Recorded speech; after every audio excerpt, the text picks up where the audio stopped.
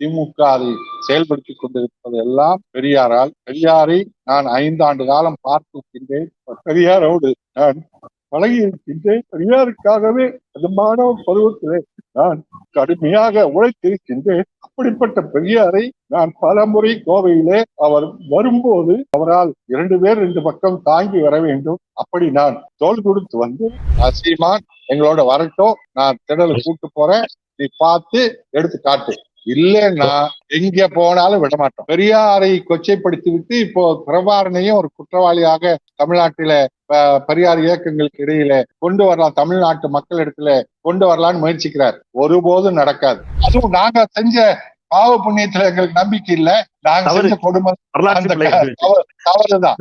எப்படி மேடை ஏத்தினோமோ அதே மாதிரி அவர் ஏலத்துக்கு அனுப்பிச்சதும் அண்ணன் குளத்தூர் மணி நாங்க எல்லாரும் தான், வன்னி அரசு இவங்க எல்லாம் சேர்ந்துதான் தமிழ்நாட்டுக்கே பெரிய துரோகம் இந்த அடிப்படையில் நாங்க பண்ணியிருக்கிறோம். நாங்க வெளிப்படையா சொல்றோம், கையெறி குண்டுகளை கோயம்புத்தூர்ல தயாரிச்சு அனுப்பிச்சோம். இங்க இருந்துதான் வந்து 83, 84, 85 ஆண்டுகள்ல கோயம்புத்தூர்ல வந்து கேஸா வாங்கிட்டு போவாங்க எல்லா பகுதியில இருந்தும் வந்து. அந்த அளவுக்கு அதோட பெரியாரினுடைய இயக்க தொண்டர்கள் எத்தனை பேர் காணாம போயிருக்காங்க தெரியுமா? 3 அதிகாரிகள், தீட்சித், நாராயணன், 3 பேரும் பார்ப்பனர்கள். அவங்கதான் உட்கார்ந்து பேசுறாங்க. அப்படி பேசும்போதுதான் ஒருத்தர் சொல்றாரு, பிரபாகரன் மிரட்டும் போது என்ன சொல்றாரு, நான் குடிச்சுக்கிட்டு வீடியோ சுருக்க குடிச்சுக்கிட்டு இருக்காரு கையில், அந்த சாம்பல் கீழே விழுகிறதுக்குள்ள உங்களை அழிச்சிருவோம், அங்க ஈழத்துல புலிகளை அழிச்சிருவோம்னு ரொம்ப கொக்கரிக்கிறார். அதையெல்லாம் மனசுல வாங்கி சிரிச்சுக்கிட்டு அதை மனசுல வச்சுக்கிட்டு பிரபாகரன் சொல்றாரு, நாங்க தமிழ்நாட்டுக்கு வந்த போது பெரியார் பார்த்தோம், பெரியார் இயக்கத்தை பார்த்தோம், என்ன எப்ப பார்த்தாலும் பாப்பான்னு பேசிட்டு இருக்காங்களே, இதுதான் பிரச்சாரம் செஞ்சுட்டு இருக்காங்களே அப்படின்னு நினைச்சோம். சீமான் பதில் தர வேண்டும் என்று சொல்லி சீமான் வீட்டிற்கு நேரடியாக சென்று ஆதாரத்தை கேட்பேன் என்று சவால் விட்டார், உறுதி கொடுத்தார். தந்தை பெரியார் திராவிடர் கழகத்துடைய பொதுச் செயலாளர் தோழர் கு. ராமகிருஷ்ணன் அவர்கள் சொன்னது போலவே அவர் நீலாங்கரையில் இருக்கக்கூடிய சீமானின் வீட்டிற்கு நேரில் அவருடைய தோழர்களோடு சென்றார். ஆனால் சீமான் அப்பொழுது அங்கு இல்லை, அவர் புதுச்சேரியில் இருந்தார். இந்த விவகாரத்தில் திரு கு. ராமகிருஷ்ணன் தோழர் அவருடைய கருத்துக்கள் என்ன? இந்த விவகாரத்தில் அடுத்த கட்ட போராட்டத்தை எதையும் அவர்கள் திட்டமிட்டிருக்கிறார்களா? சீமான் ஏன் இவ்வாறு திடீரென்று மாறி போனார்? சீமானுக்கு தொடக்க காலத்தில் மேடை அமைத்து கொடுத்தவர்களில் தோழர் கு. ராமகிருஷ்ணன் உள்ளிட்டவர்கள் முதன்மையானவர்கள். அவர்கள் இதை எதிர்பார்த்தார்களா சீமானிடம்? சீமானை இப்பொழுது இயக்குவது யார்? உள்ளிட்ட பல்வேறு கேள்விகளுக்கு விடையளிப்பதற்கு தந்தை பெரியார் திராவிடர் கழகத்துடைய பொதுச் செயலாளர், விடுதலை புலிகள் உள்ளிட்ட ஈழ போராட்டத்திற்கு நீண்ட நெடுங்காலம் தன்னுடைய ஏராளமான பங்களிப்பை செய்திருப்பவர் பெரியாரிய சிந்தனையாளர் திரு கு. ராமகிருஷ்ணன் அவர்கள் இன்று நம்மோடு இணைகிறார். வணக்கம் சொல்லி படிப்போம். வணக்கம். வணக்கம். இந்த விவகாரத்தில் சீமான் இவ்வாறு பேசுவார் அப்படின்னு நீங்க எதிர்பார்த்தீங்களா? பெரியாரை நேரடியாக எதிர்க்கக்கூடிய காலம் வரும் அப்படின்னு சமீப காலத்துல அவருடைய நடவடிக்கையிலிருந்து நீங்க எதிர்பார்த்தீங்களா? ஏன்னா தொடக்க காலத்துல அவர் உங்களுடைய மேடைகளில் நிறைய பேசியவர்.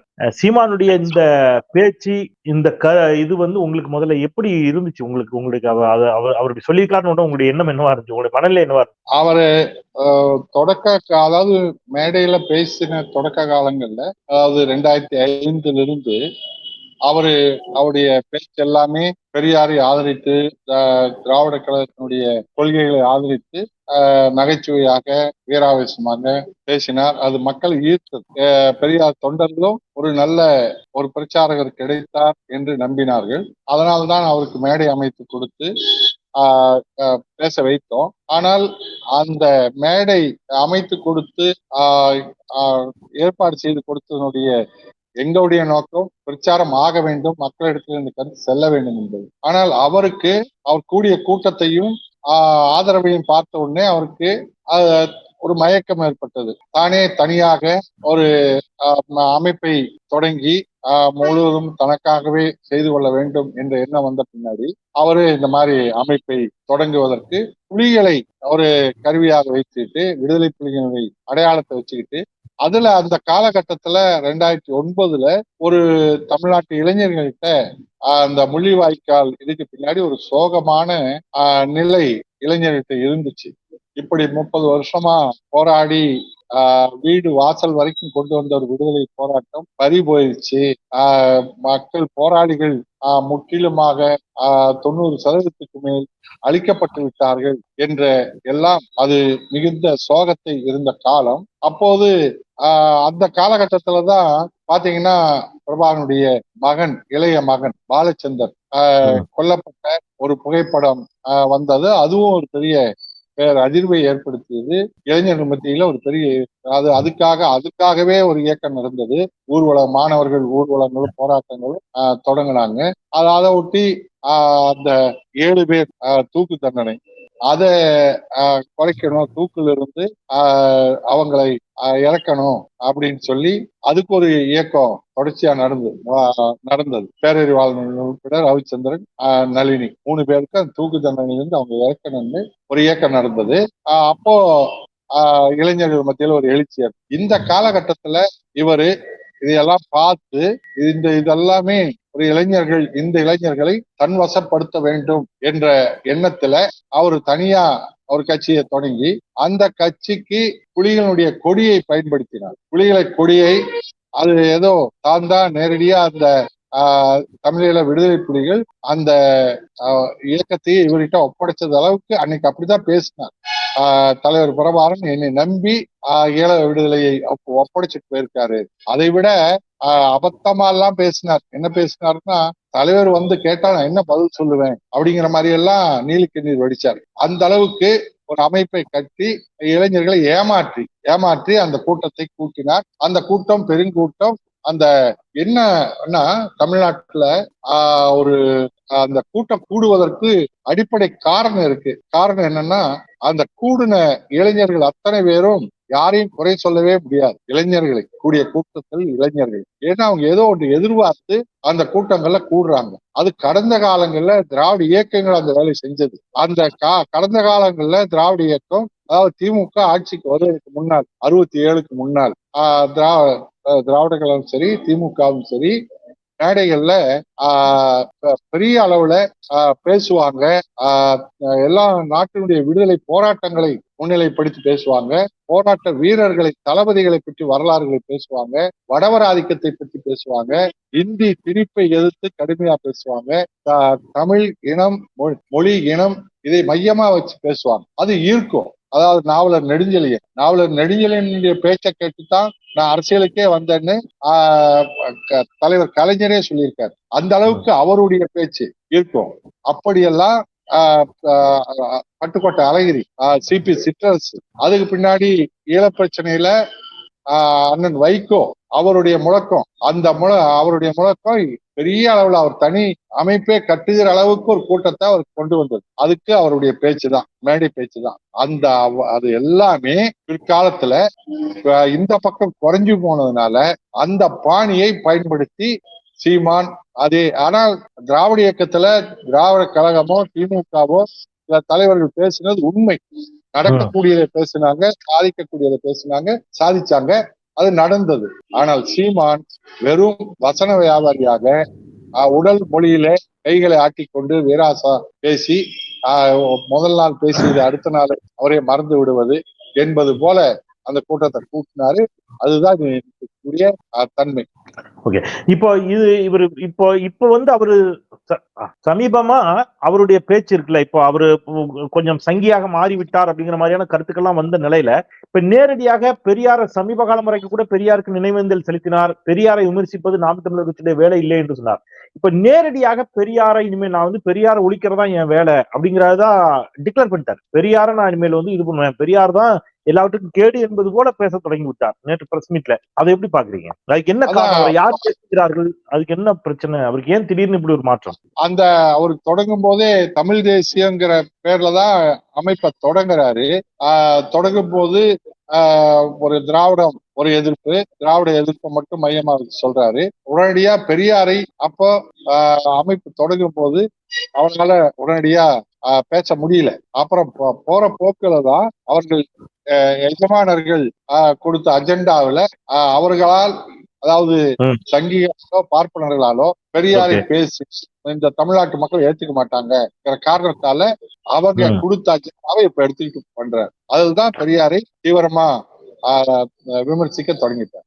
ஓகே, சோ இப்ப ஆர்எஸ்எஸ் தான் அவரை இயக்குதுங்கிறீங்க. ஆர்எஸ்எஸ் அஜெண்டா இது. கண்டிப்பா வெளிப்படையா இப்போ ஆதாரம் நாங்க கேட்டபோது ஐயாவை கொச்சைப்படுத்தினாரு. அதுக்கு ஆதாரம் கேட்டோம். அதான் எங்க தம்பிகள்லாம் ஆதாரம் போட்டுட்டு இருக்காங்களே அப்படின்னாரு. அந்த தம்பிகள் போறாமே சங்கிகள் போட்டது. அப்போ சங்கிகள் தான் இவருடைய தம்பிங்கிறத ஒத்துக்கிட்டு இருக்காரு இப்ப.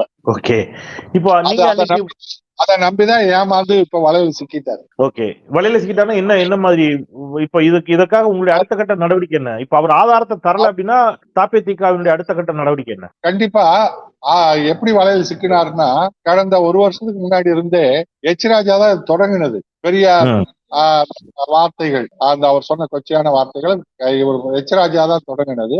அதுக்கு முன்னாடி 2 சங்கிகள் ஏதோ ஆதாரத்தோட போடுற மாதிரி அந்த வாசகத்தை போட்டு கீழே 11/5/1953 விடுதலை அப்படின்னு போட்டாங்க. நாங்க அந்த விடுதலை திடல்ல போய் விடுதலை எடுத்து பார்த்தா அந்த விடுதலையில இந்த மாதிரி இருக்கவே முடியாது. பெரியார் நிச்சயம் அந்த மாதிரி பேச மாட்டார். அத பதிவுலையும் இல்ல. அந்த மாதிரி எதுவுமே இல்லைங்கிறத நாங்க அந்த விடுதலை எடுத்து காட்டிட்டோம். ஆனா இவரு சீமா அந்த சங்கிகள் கொடுத்ததை பார்த்து ஏமாந்துதான் அவர் வலையில சிக்கிட்டார். ஓகே. இப்ப அடுத்த கட்ட போராட்டம் ஆதாரம் கேட்டிருக்கோம். ஆதாரம் கேட்டுதான் இன்னைக்கு போனோம், வீட்டுக்கு போனோம்.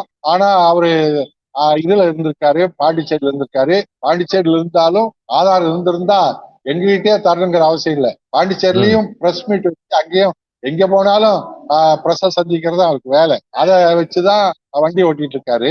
அந்த பிரஸ்லயே அந்த ஆதாரத்தை காட்டியிருக்கலாம். அந்த பிரஸ் நிருபர்களும் அங்கேயும் கேட்கறாங்க. கேட்டா அவர் உடனே அதான் எல்லாம் பூட்டி வச்சுட்டாங்களே, எல்லாம் முடக்கி வச்சிருக்காங்களே, எங்க போய் பாக்க அப்படின்னா எதுல இருந்து சொன்னாரு, அவர் எதை வச்சு சொன்னாரு, அதுக்கு சொன்ன ஏதாவது அவர் பார்த்துட்டு இருந்தாதானே சொல்லியிருக்க முடியும். எதை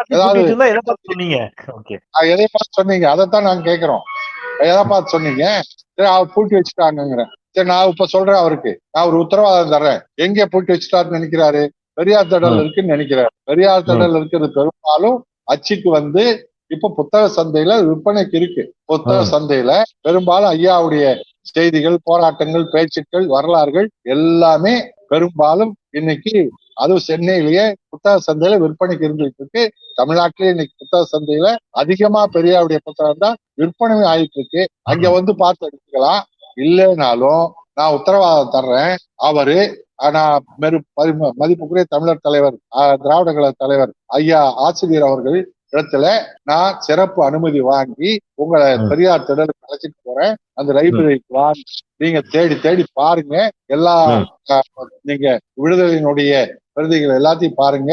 குடியரசு நாங்க அதனால்தான் குடியரசு தொகுப்பே நாங்க வெளியிட போறோம். தந்தை பெரியார் திராவிட கழகம் 1925 பெரியார் வெளியிட்ட குடியரசு வார இதழ் 24 வருஷம் அவர் நடத்திருக்காரு. 49வது ஆண்டு வரைக்கும் 19,000 பக்கம் இருக்கு. அது அப்படியே வர்ற 5ஆம் தேதி தான், மே 5ஆம் தேதி தான் குடியரசனுடைய வெளியிட்ட நாள். அதை பெரியார் வெளியிட்ட 100 ஆண்டு நடக்க போகுது. 100வது ஆண்டில அதை நாங்க இப்ப வெளியிட போறோம். உங்களுக்காகத்தான். நாங்க ஒழிச்சு வச்சுட்டாங்க சொல்லக்கூடாதுக்காகத்தான். நீங்க அதான் சீமானுக்கு சொல்றோம். உங்க வாயில நீங்க மதிப்புக்குரிய உங்களுடைய தளத்தின் வாயிலாக சொல்றேன். சீமான் எங்களோட வரட்டும், நான் திடலுக்கு கூட்டு போறேன், நீ பார்த்து எடுத்து காட்டு. இல்லைன்னா எங்க போனாலும் விட மாட்டோம். எல்லா இடத்துலயும் வந்து கேட்போம், ஆதாரம் கொடு. ஓகே. அவர் தமிழ்நாட்டிற்கு எங்கே போனாலும் அவரை முற்றுகையிட்டு ஆதாரம் கேட்பீர்கள். நிச்சயமா. ஏற்கனவே நீங்க வந்து காவல் நிலையத்தில் நிறைய இடங்கள்ல தாபேதிகா புகார் கொடுத்திருக்கிறது. நீதிமன்றத்தில் வழக்கு தொடர்ந்து அவதூறு வழக்கு உள்ளிட்டவை ஏற்கனவே தொடரப்பட்டதாக எனக்கு நினைவு இருக்கு. இதே மாதிரியான சிலர் கருத்துக்களை சொன்னபோது நீங்க கூட அன்னைக்கு பேட்டியில சொன்னீங்க, துக்ளக் ஷோ கூட இதே மாதிரியான ஒரு கருத்தை சொல்லி அதன் பிறகு நீதிமன்றத்தில் மன்னிப்பு கேட்டார் அப்படின்னு சொன்னீங்க. சீமான் மீது இந்த விவகாரத்திற்காக நீதிமன்றத்தில் வழக்கு எதுவும் தொடரும் திட்டம் இருக்கிறதா? இன்றைக்கே மதுரை நீதிமன்றம் வழக்கறிஞர் வாஞ்சிநாதன் கொடுத்த வழக்கில இன்றைக்கு நீதிமன்றம் அரசுக்கு ஒரு உத்தரவிட்டிருக்கின்றது. வருகின்ற 20ஆம் தேதிக்குள் சீமான் மீது என்ன நடவடிக்கை எடுத்தீர்கள் என்பதை தாக்கல் செய்யுமாறு சொல்லியிருக்கின்றார்கள். அதனால் நிச்சயமாக நடவடிக்கை எடுப்பார்கள் என்ற ஒரு நம்பிக்கை குறித்திருக்கின்றது. ஓகே. அவரிடம் அந்த அவதூறு வழக்கு உள்ளிட்டவை ஏற்கனவே ஷோ மீது தொடரப்பட்டுச்சு அப்படின்னு ஷோ மன்னிப்பு கேட்டதா சொன்னீங்க. அது எந்த விவகாரம்? இதே மாதிரியான கருத்து தானே? இதே மாதிரிதான் 1971 சேலத்துல ஒரு மாநாடு, ஐயா மூட நம்பிக்கை ஒழிப்பு மாநாடு நடத்துறாரு. அந்த மூட நம்பிக்கை ஒழிப்பு மாநாட்டுல ராமனை செருப்பால் பெரியார் அடிச்சார்னு ஒரு செய்தியை துக்ளக் வெளியிடுது. அன்னைக்கு தினமணியும் துக்ளக்கும் வெளியிடுறாங்க. அது கூட பெரியார் ஒரு தீர்மானம் போட்டதா சொல்லி அதாவது என்னன்னா, அடுத்தவன் பெண்டாட்டியை பெண்டாளலாம், அதாவது அடுத்தவருடைய மனைவியை பெண்டாளலாம் என்று பெரியார் தீர்மானம் போட்டாரு அப்படின்னு ஒரு செய்தியும் துக்ளக்கும் தினமணியும் போட்டு, அதை இதை எங்களுடைய தந்தை பெரியார் திராவிடத்துடைய துணைத் தலைவர் மூத்த வழக்கறிஞர் துரைசாமி தான் சென்னை உயர் நீதிமன்றத்துல வழக்கு போட்டாரு. அந்த வழக்கு அங்கே வந்து அது நாங்கள் போட்டது தவறு அப்படின்னு மன்னிப்பு கேட்டாங்க. துக்ளக்கு சோ ராமசாமியும் தினமலர் அன்னைக்கு இருந்த தினமணி ஆசிரியர் தினமணி ஆமா தினமணி ரெண்டுமே மன்னிப்பு. இப்ப இவருக்கு அதே மாதிரி ஆதாரம் கேட்டு நீதிமன்றத்தில் வழக்கு தொடர்வதற்கு இந்த 20ஆம் தேதி இவர் என்ன இந்த மதுரை வழக்கை பார்த்து முடிவு பண்ணுவீங்க? ஆமா, மதுரை நீதிமன்றம் சொல்லியிருக்கு. சென்னை நீதிமன்றத்தில் நாங்களும் வழக்கு போடுவோம். நீங்களும் வழக்கு போடுவீங்க. இப்போ இது வந்து இளைஞர்களை வந்து பெரியாருக்கு எதிரான மனநிலைக்கு ஏன்னா சீமானால் தள்ளிவிட முடியும் நீங்க நம்புறீங்களா? சீமான் பெரியாருக்கு எதிராகத்தான் இனிமேல் அப்படின்னு வெளிப்படையா சொல்லிட்டாரு. என் நண்பர் சீமானின் கருத்து சரியானது என்று ஹெச் ராஜா சொல்கிறார். என் அண்ணன் சீமானின் கருத்து சரியானது என்று அண்ணாமலை சொல்லுகிறார். அவர் இது முழுக்க பிஜேபியோடு இணைந்து விட்டார் அல்லது பிஜேபியோடு மறைமுக உறவு அப்படின்னு நீங்களும் விமர்சிச்சீங்க. ஆனால் இது எந்த அளவுக்கு இளைஞர்களிடம் எடுபடும் இந்த வாதம் அப்படின்னு நினைக்கிறீங்க? நிச்சயமா எடுபடாது. ஆனால் அம்பலப்பட்டு போனதுதான் மிச்சம் இருக்கு. இது இன்னும் அத என்ன ஏற்கனவே பிஜேபிக்கு இங்க களம் இல்லை, மண்ணில இடம் இல்லை. இப்போ அதை ஆதரிக்கிற சீமானுக்கும் தொடர்ந்து இடமில்லாத நிலை ஏற்பட போகின்றது. அது என்ன நிச்சயமா நம்பலாம். அவருக்கு சரிவுதான். பெரியாரை தொட்ட பின்னாடி அவர் மேல ஒரு இன்ச்சு கூட நகர முடியாது. அப்படியே சரிவுன்னு சொன்னா இன்றைக்கு தமிழ்நாடு இளைஞர்களும் சரி, அதிலும் இப்ப பெண்களை தொட்டாரு பாருங்க. பெண்ணை பற்றிய செய்தி தான் அவதூறு பரப்பினாரு. அது தமிழ்நாட்டுல கடந்த காலங்களை விட இப்ப திராவிட மாடல் ஆட்சியில மாண்புமிகு முதல்வர் ஸ்டாலின் அவர்கள் கொண்டு வந்திருக்கக்கூடிய பெண்களுக்கான திட்டங்கள் ஆண்களே பொறாமைப்படுகின்ற அளவுக்கு அவங்களுக்கான திட்டங்களை கொண்டு வந்ததனுடைய பலன் பெண்கள் இடத்துல இந்த திட்டங்களுக்கெல்லாம் மூல காரணம் பெரியார் தான். பெரியார் 100 ஆண்டுகளுக்கு முன்னால் மாநாட்டில நிறைவேற்றிய தீர்மானங்களைத்தான் இன்றைக்கு ஸ்டாலின் நிறைவேற்றி கொண்டிருக்கின்றார். பெரியார் பேசியதைத்தான், பெண்களுக்காக பேசியதைத்தான் ஸ்டாலின் நிறைவேற்றி கொண்டிருக்கின்றார் என்ற உண்மை எல்லா பெண்களுக்கும் சேர்ந்திருக்கின்றது. பெண்கள் எல்லோரும் படித்தவர்களாக மாறிக்கொண்டிருக்கின்றார்கள். அந்த வகையில பெண்களுக்கு பெண்களுடைய சக்தி, பெண்களுடைய ஆதரவு பெரிய அளவிலே இன்றைக்கு பெரியார் பக்கம் திரும்பி இருக்கின்றது. பெரியாரை போற்றிக் கொண்டிருக்கின்றார்கள். அதனால் பெண்கள் மட்டுமல்ல, இளைஞர்கள் அறிவியல் பூர்வமாக சிந்திக்க தொடங்கி இருக்கின்றார்கள். இளைஞர்கள் அறிவியலோடு சிந்திக்கின்ற இளைஞர்கள் பெரியாரை தேடுகின்றார்கள். அப்படி தேடுகின்ற போது சீமான் பெரியாரை தொட்டதால் பெரியாரை அவர்கள் ஆய்வு செய்ய தொடங்குவார்கள். ஒவ்வொரு முறையும் ஏதாவது இந்த மாதிரி சிக்கல்கள் வந்தால் அதை சார்ந்த புத்தகங்களை தேடி போகின்றார்கள். இளைஞர்கள் தேடி போய் வாசிக்கின்றார்கள். வாசித்து உண்மையை புரிந்து கொள்கின்றார்கள். அதனால் சீமான் இப்போது அதாவது பெரியார் இறந்தே 45 வருஷம் ஆயிடுச்சு. இறந்து அந்த 45 வருஷத்துக்கு பின்னாடியும் தமிழ்நாட்டுல இன்றைக்கு பெரியார் தான் வாழ்ந்து கொண்டிருக்கின்றார், பேசும் பொருளாய் இருக்கின்றார். ஊடகம் முழுவதும் சீமான் என்ற கோடாடி காம்பு அது வந்தாலும் கூட கதாநாயகனாக இருப்பது பெரியார் தான். இன்னைக்கு பெரியார் தான். இதுதான் சங்கிகளால் ஏற்றுக்கொள்ள முடியல. சங்கிகளால, எச் ராஜாவால, அண்ணாமலையால இதுதான் ஏற்றுக்கொள்ள முடியல. பெரியாரை நாங்க நம்மால் ஒண்ணும் செய்ய முடியலையே, ஒரு சூத்திரனை வச்சு சூத்திர தலைவரை அழிக்க முடியுமா என்று துடிக்கின்றார்கள். நிச்சயம் முடியாது. நீங்க வந்து பிரபாகரனோடு மிக நெருக்கமாக பழகியவர், போராளிகளுக்காக நிறைய உதவிகளை செய்தவர், ஈழ விடுதலை போராட்டில் உங்களுடைய பங்கு அளப்பரியது. அந்த இடத்துல இருந்து நான் அந்த கேள்வி வைக்கிறேன். அவர் என்ன சொல்றாரு, 2008 பிரபாகரனை சந்திக்கிற வரை எனக்கும் அந்த மயக்கம் இருந்துச்சு, பெரியார் அப்படிங்கிற மயக்கம் இருந்துச்சு. பிரபாகரனை சந்தித்த பிறகுதான் இவருடைய உண்மை முகம் தெரிந்துச்சு அப்படிங்கிறாரு. அதாவது பிரபாகரன் தான் அப்ப வந்து பெரியாருக்கு எதிராக ஏதோ அவங்க சொல்லியிருக்கிறாரு, திராவிடம் தான் ஈழத்திற்கே சிக்கல் என்பது போல சொல்லியிருக்கிறார் என்ற தோற்றத்தை கொடுக்கிறார். பிரபாகரனுடைய பார்வை என்ன பெரியாரை பற்றி? அது சரியான கேள்வி. ஏன்னா இவர் பிரபாகரன் மேல அபாண்டமான பழியை பெரியாரை கொச்சைப்படுத்தி விட்டு இப்போ பிரபாகரனையும் ஒரு குற்றவாளியாக தமிழ்நாட்டில பெரியார் இயக்கங்களுக்கு இடையில கொண்டு வரலாம், தமிழ்நாட்டு மக்கள் இடத்துல கொண்டு வரலான்னு முயற்சிக்கிறார். ஒருபோதும் நடக்காது. பிரபாகரனுடைய வளர்ச்சி, பிரபாகரனுடைய தோழமை பெரிய அளவில் இருந்தது திராவிட இயக்க தோழர்களுக்கு தான். அதுவும் பெரியார் இயக்க தோழர்கள் தான்.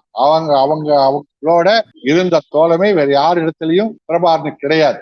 நானும் இவரு கூட கடைசி காலத்துல அது ஒன்று சொன்னாரு பாருங்க, 2008 தான் எனக்கு அன்பே வந்துச்சுன்னு. அப்போ ஒண்ணு தமிழ்நாட்டு மக்களும் சரி, அவரை நம்பி இருக்கின்ற அந்த தம்பிகள், பாவம் அப்பாவியான இளைஞர்கள், அவர்கள் கொஞ்சம் காது கொடுத்து கேட்டு புரிஞ்சுக்கணும். 2008ன்னா அவருக்கு வயசு என்ன? இப்பவே 58 வயசு இருக்கலாம், 58 வயசு.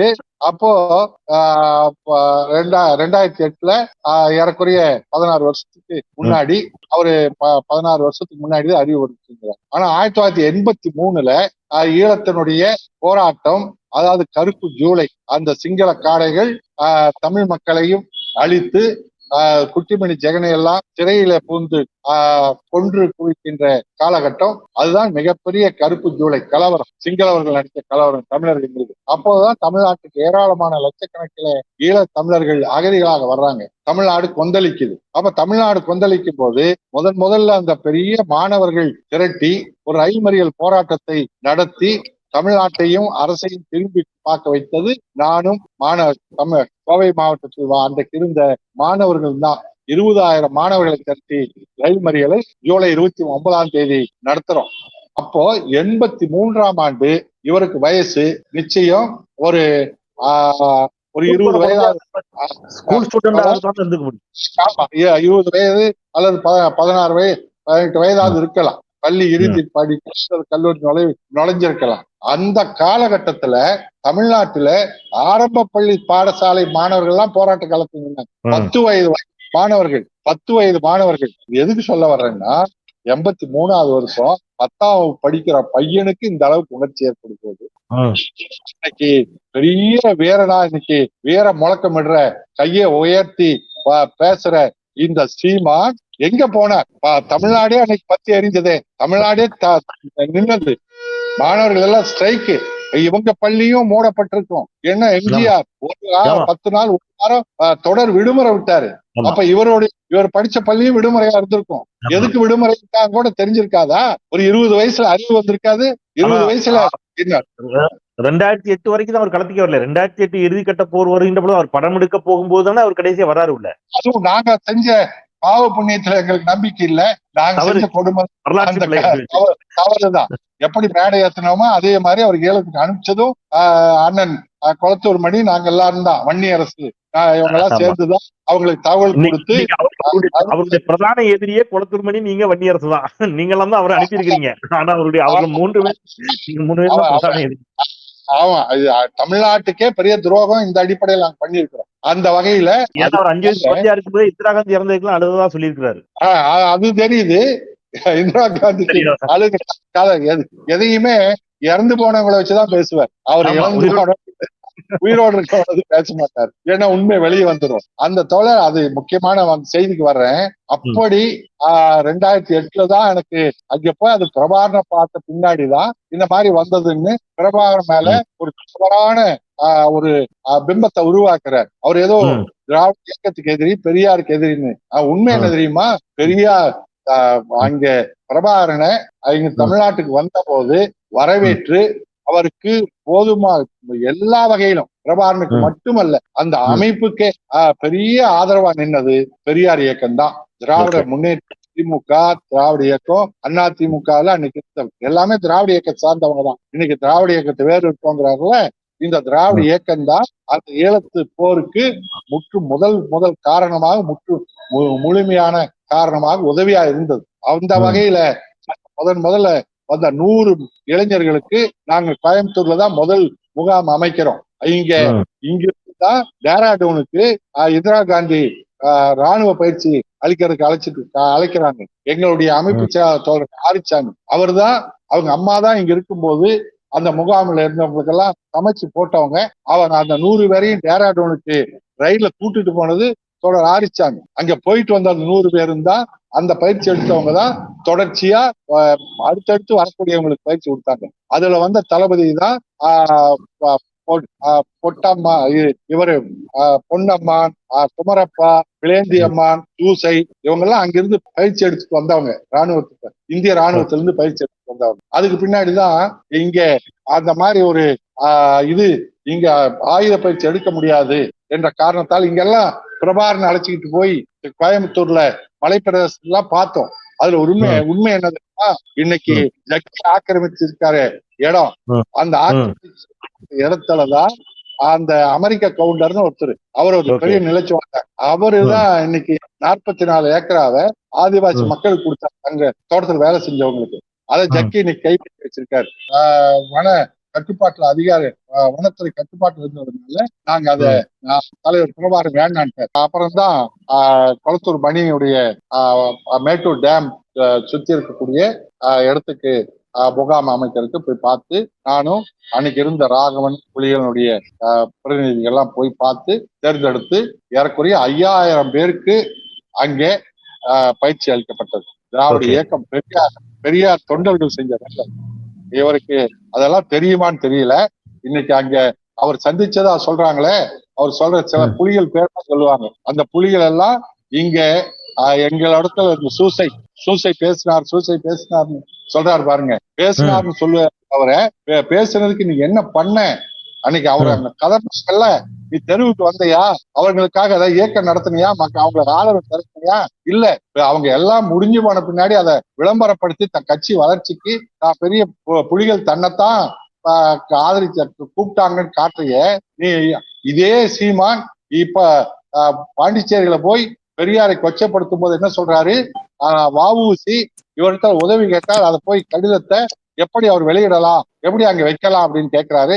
உதவி கேட்ட வந்தது இவரு சூசை கதறாரு, ஏதாவது பண்ண முடியுமான்னு. சூசை இவருக்கு மட்டுமல்ல, தமிழ்நாட்டுல இருந்து அவங்க காரணம் அந்த நிலையான அன்னைக்கு என்ன பண்ணார், இவர் விளம்பரப்படுத்திக்கல, இன்னைக்கு வரைக்கும் இருக்காரு என்னோட பேசினாருன்னு. ஆனா அப்படி அந்த சூசை எல்லாம் பயிற்சி எடுத்தது கோயம்புத்தூர்ல தங்கிதான், கொளத்தூர்ல போய் தான் பயிற்சி எடுத்துட்டு வந்தது.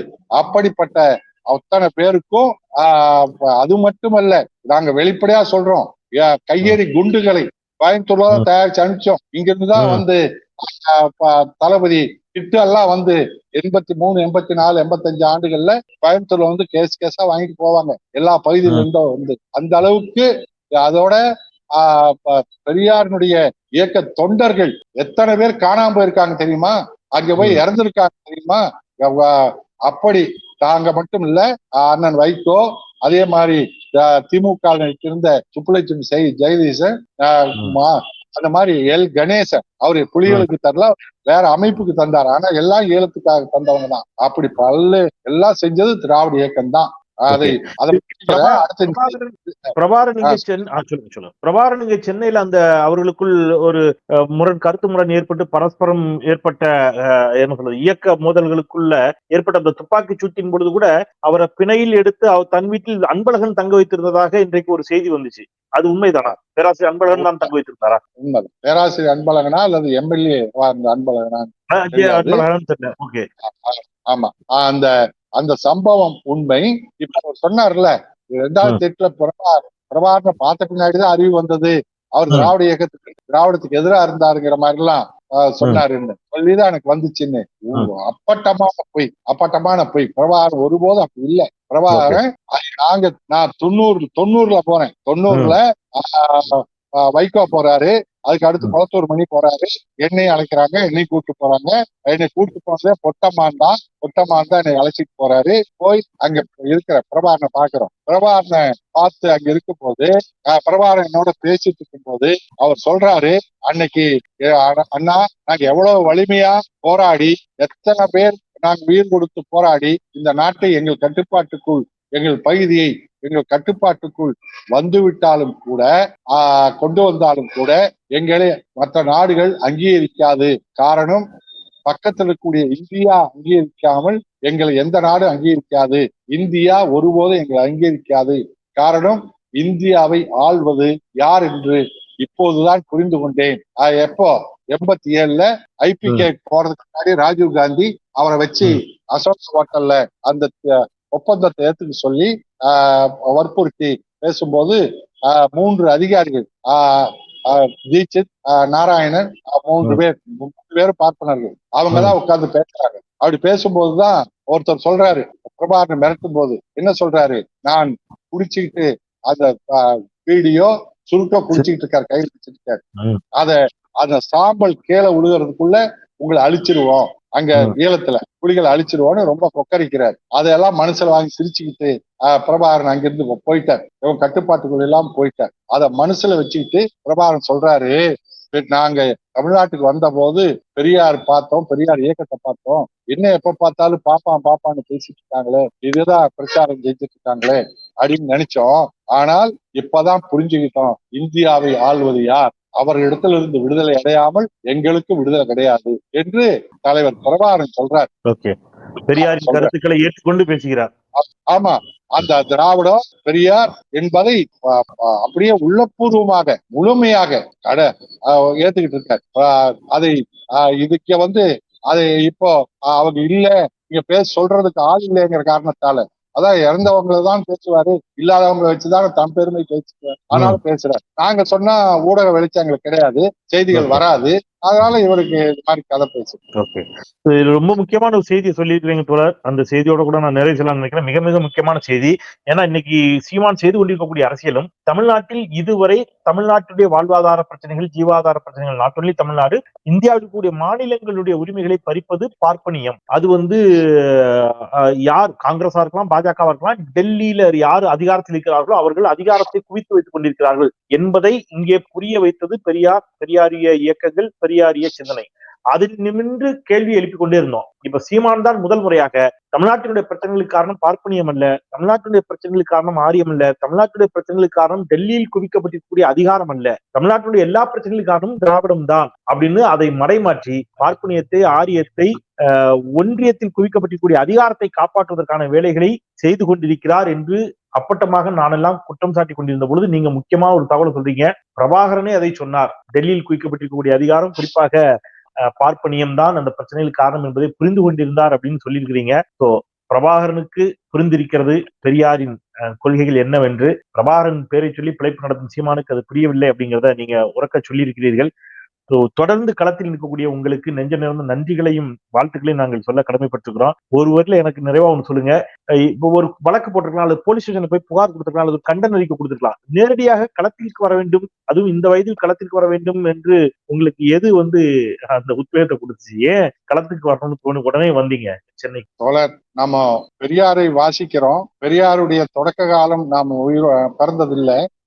அவர் இயக்கம் கண்டு பொது வாழ்க்கை சுயமரியாதை இயக்கத்துக்கு வந்து சுயமரியாதை இயக்கத்தில் அவர் இயக்கத்தை எடுத்து திராவிட இயக்கமாக மலர்ந்து இன்றைக்கு அது மிகப்பெரிய தமிழ்நாட்டை ஒரு இந்தியாவிலேயே ஒரு சிறப்பான மாநிலமாக அமைக்கின்ற திமுகவை உருவாக்கி திமுக அதை செயல்படுத்தி கொண்டிருப்பது எல்லாம் பெரியாரால். பெரியாரை நான் 5 ஆண்டு காலம் பார்த்திருக்கின்றேன், பெரியாரோடு நான் பழகி இருக்கின்றேன், பெரியாருக்காகவே அந்த மாணவ பருவத்திலே நான் கடுமையாக உழைத்திருக்கின்றேன். அப்படிப்பட்ட பெரியாரை நான் பல முறை கோவையிலே அவர் வரும்போது அவருக்கு தோள் கொடுத்து அவர் நடந்து வரும்போது அவரால் 2 பேர் 2 பக்கம் தாங்கி வர வேண்டும், அப்படி நான் தோள் கொடுத்து வந்து அப்படிப்பட்ட பெரியார் இளைஞர்கள் வருவதை அவர் சொல்றாரு.